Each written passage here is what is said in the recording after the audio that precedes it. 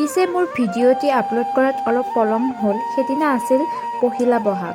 নতুন সূৰ্য, নতুন প্ৰাণ, নতুন সুৰ, নতুন গান, নতুন পোহৰ, নতুন প্ৰভাত। আজি 1431 খ্ৰীষ্টাব্দৰ পহিলা বহাগৰ ৰাতিপুৱা সূৰ্যৰ ওচৰতে থকা মাৰ লগত গণেশ মন্দিৰলৈকে এপাক গ'লোঁ, যাতে বছৰটো যেন সকলোৰে ভাল যায় তাৰে কামনা কৰিলোঁ।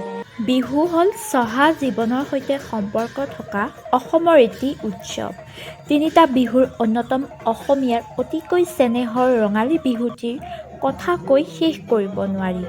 কথিত আছে যে স্বৰ্গদেউ ৰুদ্ৰসিংহই বিহুত গছৰ তলত ডেকা গাভৰুৱে নচাৰ বাতৰি পাই কটকীৰ যোগেৰে তেওঁলোকক মতাই আনি আনুষ্ঠানিকভাৱে বিহু উপভোগ কৰিবলৈ সুবিধা দি ৰজাঘৰীয়াৰ স্বীকৃতিৰ পথ প্ৰশস্ত কৰিছিল। সেই ৰুদ্ৰসিংহৰ দিনৰে পৰা আজিলৈকে এনেদৰে বিহুটি পালন কৰি আহিছে।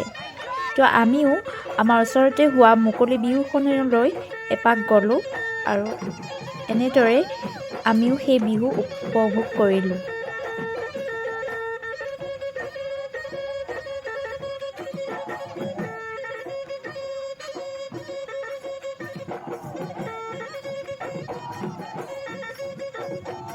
আজিলৈ মিনি ব্লগটি ইমানে।